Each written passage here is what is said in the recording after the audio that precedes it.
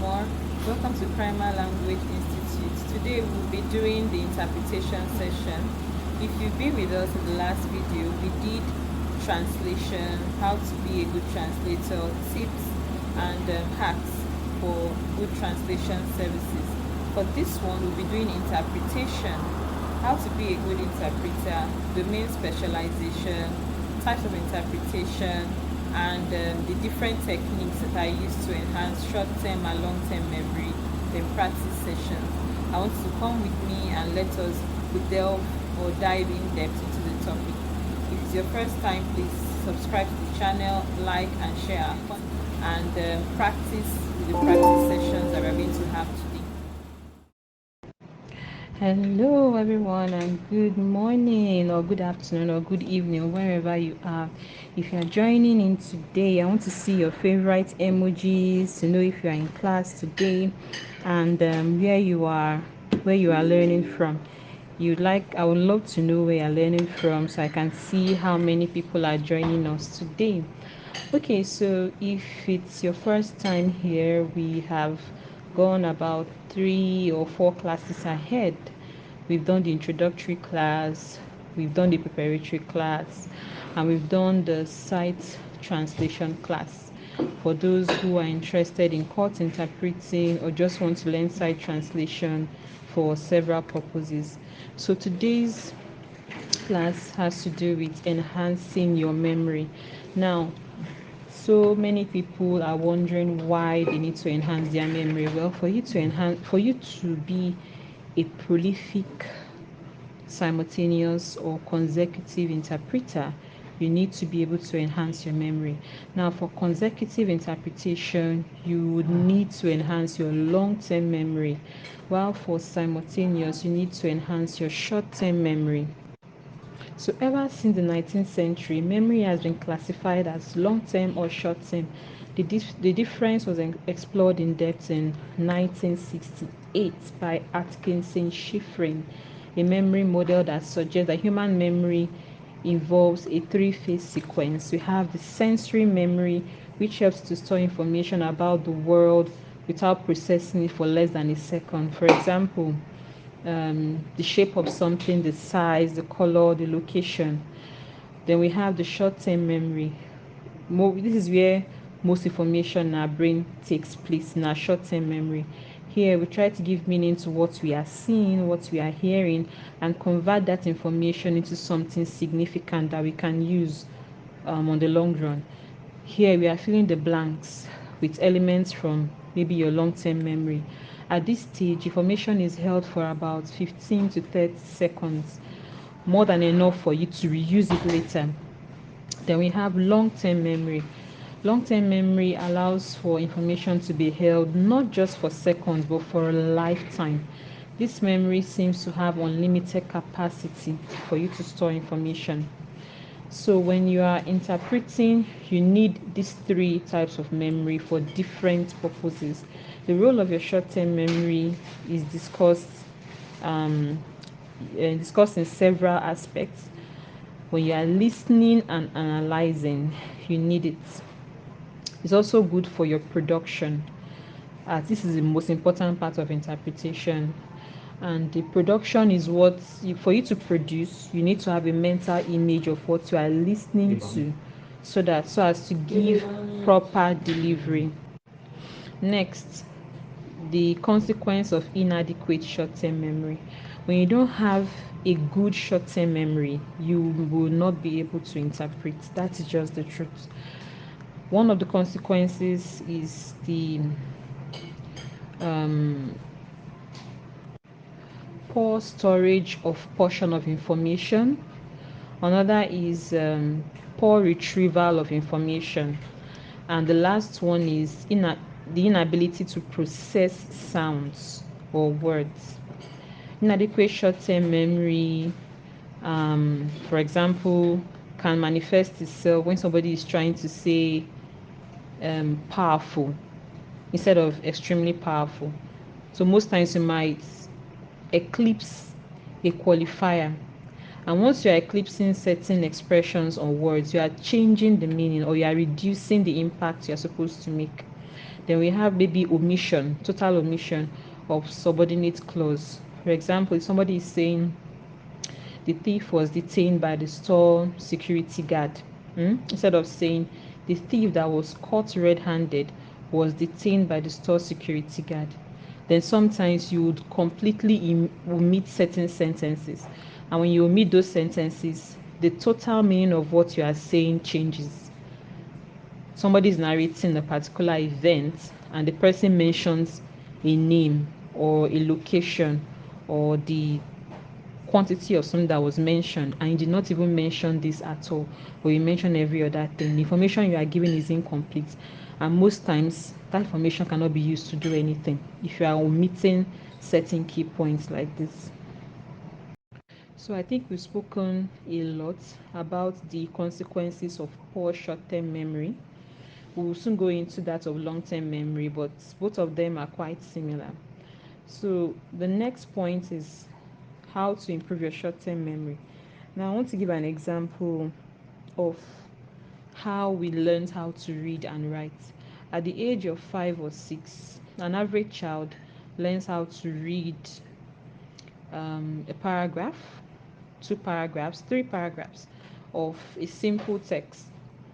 Before then, you started learning the ABCD, then the sounds that go along with it. Then you start learning 2 letter words. From there, 3 letter words, 4 letter words. After 4 letter words, you start understanding what those 2, 3, or 4 letter words are. Some of them are prepositions which help you to join sentences together. Some are conjunctions which help you to join phrases together. And you start learning 5 letter words. Now, the 5 letter words are now going to be nouns or pronouns. Why I'm going through this example is to let you understand that even when you started reading, you had to go through a process. By the time you started reading properly, when you started reading properly, you discover that you didn't really need to think about what you were reading before you read it out, because your brain has gotten used to the procedure of how you can get to identify these words. Even when a word is not properly spelled, like maybe the first alphabet is put at the middle or at the last, as long as the middle alphabet are properly arranged, as long as the first and the last alphabets are correct, your brain automatically corrects it, and you would see yourself pronouncing the word as if it was correct.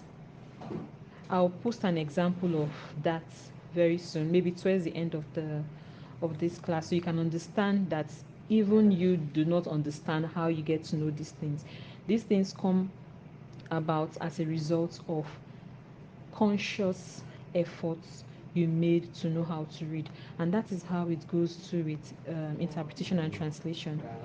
After making conscious effort to improve your short-term and long-term memory, interpreting becomes easy, like you've always been doing it. But mind you, you have to keep practicing. You can't just learn it and stop. So consistently you practice as the time goes on.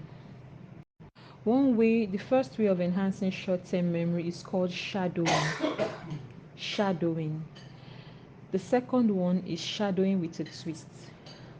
Third one is freer shadowing with a twist. Fourth, attentive listening for key elements.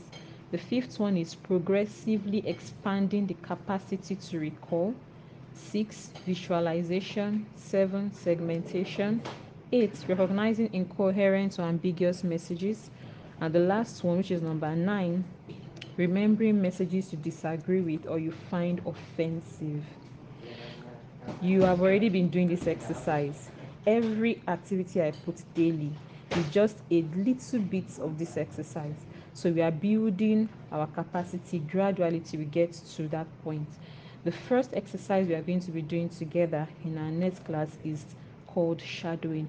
I'm going to give an example rather. I'm going to give an example of what I mean by shadowing. Now we are doing shadowing. You are going to be repeating what the speaker says word for word in the same language. Normally, as you are interpreting, you'll be a word or two behind the speaker, so there's going to be a lag of about 1 or 2 seconds in between. This delay will be increased as you become more comfortable. By increasing the delay, I mean you're going to move from a lag of 1 or 2 seconds to a lag of 3 or 4 seconds to a lag of 4 or 5 seconds. So that means you have to be remembering what is in between that lag as you progress. The exercise is often used in preparing for simultaneous interpreting, since it teaches the interpreter to listen and talk at the same time. Believe me, the first one is going to be very difficult. At a point, you feel almost breathless, but the only way to avoid feeling flustered or overwhelmed or breathless is for you to go at the pace or the intonation of the speaker. So if you have a speaker that is speaking for this exercise, you should start small. So the text you will use will be relatively small, and as you progress, you increase in size. If you work alone, you could record the text or use a speech from a television or radio. And if you work in a group, you may want to read the text while the other person repeats it. The second kind of shadowing is shadowing with a twist. This kind of shadowing is what consecutive interpreters use to practice.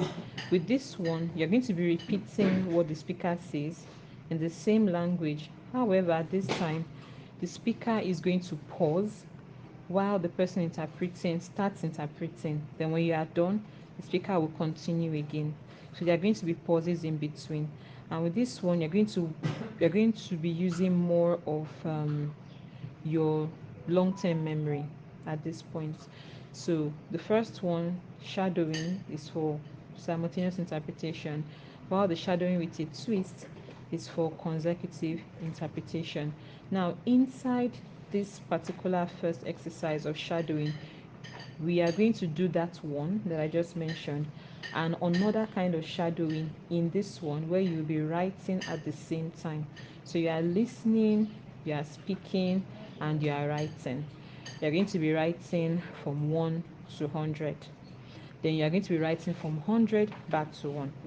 And then you're going to be writing even numbers. That means you'll be going from 2, 4, 6, 8, 10, 12, 14, 16, like that. And when you're done with that, we're going to be writing odd numbers. So the reason why you are doing this is for you to know how to take down notes. Note taking is also very important. We'll talk about this much later. But while you are interpreting, there are times when the speaker is going to say something you might need to write down. Okay, so when you are listening, you are writing. Maybe it might be an expression that you want to check quickly because you are not able to get the meaning and you just did the general meaning. So you might want to check it shortly when there is a pause, or you might want to repeat the same expression in another interpretation, maybe way down the line. So you are listening, you are writing, and you are speaking. All right, so I'll stop here and we're going to do the first shadowing. 6 kings and queens have been crowned in Westminster Abbey in central London, and today King Charles' coronation was the 40th of its kind. The service began with a Queen moment when the King Charles was greeted by a 14-year-old chorister. Your Majesty, as children of the kingdom of God, we welcome you in the name of the King of Kings. In his name, and after his example, I come not to be served, but to serve. While the 2-hour-long service contained many traditional elements, its coronation broke new grounds. It included female bishops,